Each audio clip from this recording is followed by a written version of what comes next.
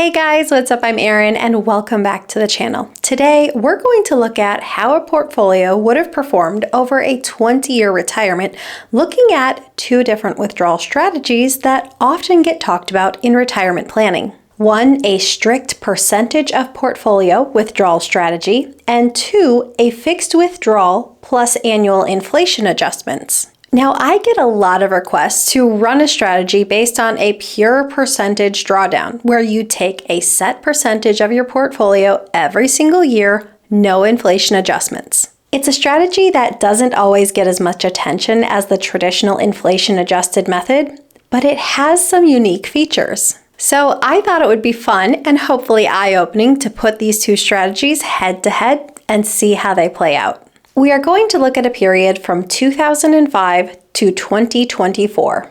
Now, the reason I chose this period is honestly because it's the most recent 20 complete years. However, during this time, we also had booming bull markets, we had a financial crisis, we had a pandemic, we had an inflationary surge. So ultimately, this does prove to be a good stress test of a retirement.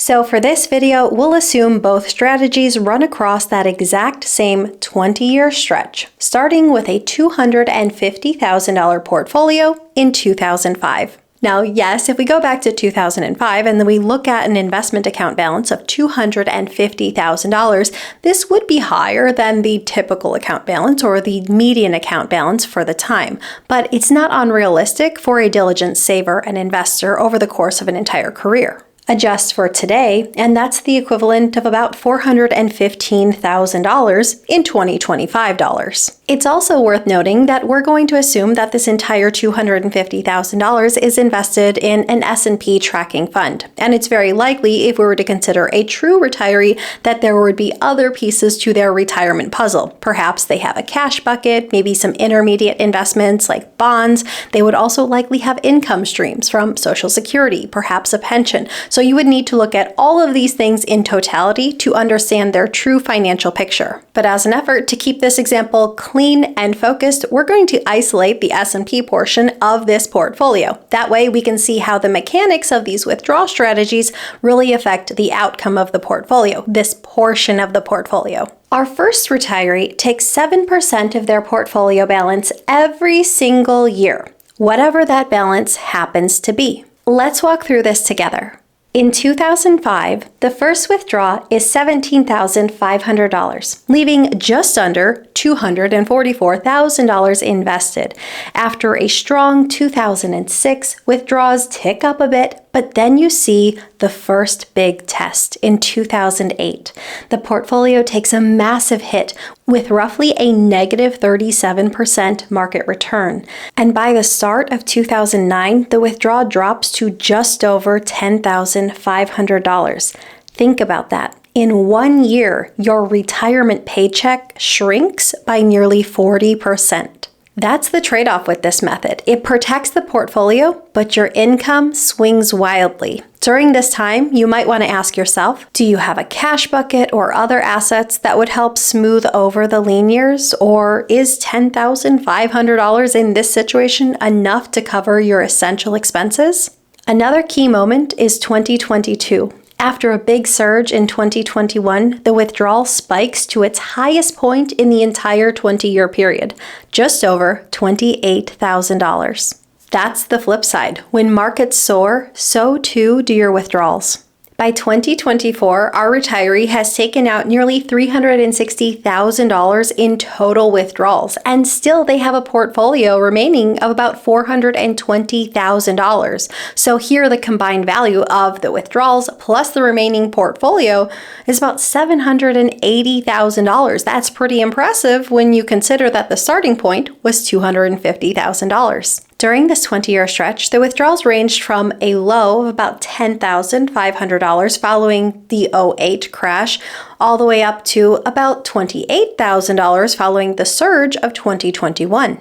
The good news here is that this portfolio not only sustained this 7% withdrawal on an annual basis, but the portfolio also grew substantially over this 20-year period. Now let's try the same 20-year retirement, but this time, instead of a fixed percentage, We'll start with 5% of the initial portfolio's value and then increase the withdrawal each year by the prior year's inflation. And because we're allowing ourselves these inflationary adjustments on an annual basis, we do have to start with a lower withdrawal rate simply because this builds in some safety into our plan. In 2005, our retiree begins with a withdrawal of $12,500. And after that year's return, the portfolio almost returns to its starting balance. In 2006, we make our first inflation adjustment. The prior year was 3.4%. So the withdrawal bumps up to about $13,000, and you'll notice the portfolio grows as the strong market returns of 2006 and 2007 push the balance upward. Then we hit 2008 with the market down 37%. Even though the withdrawal that year is only about $14,000, the portfolio takes a huge hit, dropping to just over $164,000 at the end of the year. But here's the key difference between this method and the straight 7% method. The withdrawal doesn't tick downwards next year. In 2009, it actually slightly increases to about $14,000 because it's tied to inflation, not the markets. From there, the portfolio recovers strong in the 2010s. Withdrawals climb slowly but steadily, about $15,000 by 2013, about $16,200 by 2018, and just under $17,000 in 2020. The lowest withdrawal we see in this strategy comes in that first year, that $12,500 in 2005, and that is because every following year is adjusted up for inflation. And as our inflation adjustments build on each other, we see that the highest withdrawal comes in the final year with this style, and that withdrawal is near $20,000. The portfolio itself has held up well over the 20 years. By 2024, we have a portfolio that has a balance of about $546,000. And during this 20-year period, our retiree was able to take about $311,000 in withdrawals. Now let's put these two strategies side by side to really see how they compare. First, we have the 7% of balance method. Over 20 years, the retiree was able to take out about $360,000 in withdrawals. By the end of 2024, the portfolio is still worth about $420,000. So here, the combined value, withdrawals plus what's left, is $780,000. Then we have the 5% plus inflation strategy. It looks a little bit different. Total withdrawals were lower, about $311,000 over that same period, but the portfolio balance finishes much stronger at just over $546,000. That brings the combined value to about $858,000, which is noticeably higher than the 7% approach. The straight 7% method gave you more income along the way, but it left behind a smaller portfolio. But still, it's a fairly robust portfolio. The 5% plus inflation method gave you a steadier set of withdrawals that grew each and every single year, and it also left behind a stronger, more robust portfolio. So really, it might come down to what matters most to you. Is that to have a higher income, spendable power today, or is it to have a portfolio that preserves more of its value over time? It's also worth looking at how the portfolio balances themselves moved over the course of these 20 years. For the 5% plus inflation method, the lowest balance came in 2008 during the crash at about $164,000, and the highest was at the end of 2024, just over $546,000. That's a swing of more than $382,000. For the 7% method, the lowest balance also hit in 2008, about $151,000, while the peak was around $420,000 in 2024. Total swing of about $269,000. So here's the interesting twist. The 7% method produced the biggest swings in income, but the 5% plus inflation adjustment produced the biggest swing in portfolio balance. But it's not just about how much you end up with in total. When you're living off this money in retirement, the stability of your income over time matters just as much as that portfolio balance. So here's what those withdrawals looked like year by year. With the 7% of balance method, withdrawals start out fairly strong, $17,500 in year one. But then in 2009, right after the financial crisis, withdrawals plunge all the way down to just over $10,500. Imagine living through that. Your income from your investments is cut by 40% right when the economy is shaky. Now, how you can weather that really depends on what your other income streams look like. Then fast forward to 2022, withdrawals spike to more than $28,000 before dropping back down again. Big ups and downs along the way. And compare that to the 5% plus inflation method. Withdrawals begin modestly around $12,500 and just inch their way up year after year.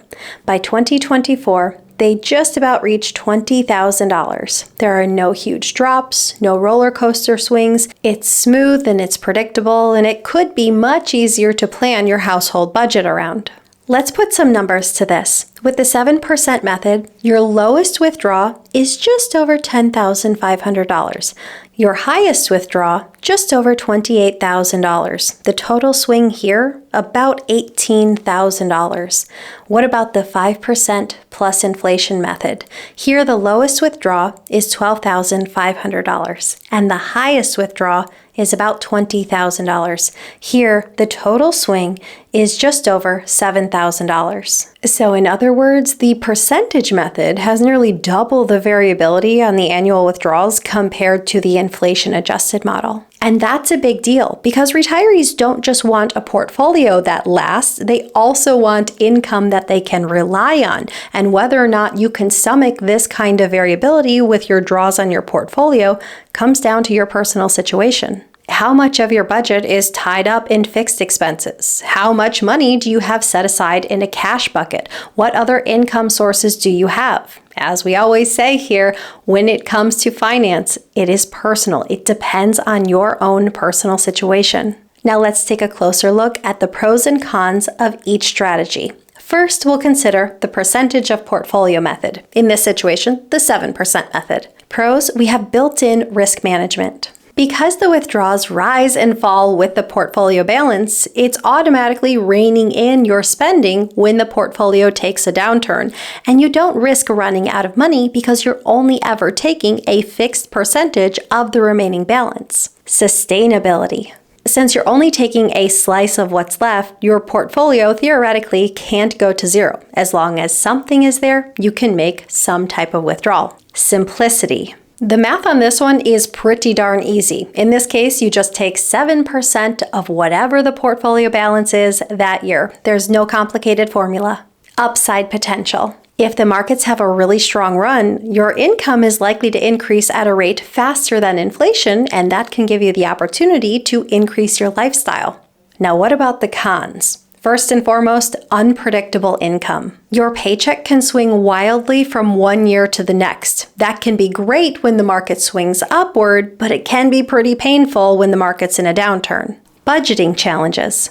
Fixed expenses like housing or healthcare don't flex just because the market did, so that can make drops in income very stressful. Lifestyle whiplash. Imagine having to cut your spending 30 or 40% in a single year. If this is your sole source of income, that can be a reality with this method. Behavioral risk. Some big payouts in the good years can tempt you to overspend, and this could make it hard to stick to a long-term budget. What about the fixed plus inflation adjustment? In this situation, our 5% method. The pros here are that you get stable, predictable income. Retirees know exactly what their paycheck will be each year, adjusted for inflation, and that can make it really easy to plan your day-to-day life. Protects your standard of living. Because your income slowly increases with inflation, you shouldn't get squeezed out by having grocery prices or utility prices increase. Budgeting clarity. A smoother income stream in retirement really can spell less stress because a lot of retiree households don't have wild swings in their income. Instead, they tend to have predictable spending patterns. And psychological comfort. And truly, many retirees sleep better at night knowing that their income is steady and predictable year to year. What about the cons? Sequence of returns risk. If the market crashes early on in your retirement, this method pulls the same and even a slightly growing amount based on inflation year after year. So this means that you could be pulling an increasing amount from a shrinking portfolio, and that can risk portfolio depletion. Rigid withdrawals. Unlike the fixed percentage method, this approach doesn't flex when the markets are down, and this could put you in a situation where you're drawing too heavily on a weakened portfolio before you realize it. Longevity risk. If you live longer than planned and follow this approach, you could risk depleting your portfolio, especially if you start with a withdrawal rate that is too high. You want to make sure that you use a more conservative approach here. And speaking about that, you have a lower safe starting rate. To account for risk and these inflation adjustments over time, you'll often see that experts recommend withdrawing a smaller amount in the beginning. Maybe instead of a 5%, they might recommend 3.5% or 4%. This is to ensure that your portfolio can sustain itself throughout the entire period of your retirement. And for some retirees, that may feel too restrictive. So which strategy is best? The truth is, it depends on your goals. If you like stability and predictability, the inflation-adjusted approach could be a good fit for you. If you want to maximize your withdrawals and still protect your portfolio from depletion, you can use a fixed percentage withdrawal, and that way you can start at a higher percentage, but know that you're going to run into more volatility along the way. And truly, many retirees don't approach this as a one or the other situation. Instead, they might adopt a hybrid approach, combining a steady base of income, Social Security, a pension, or an annuity, with a flexible withdrawal that increases and falls with the market performance.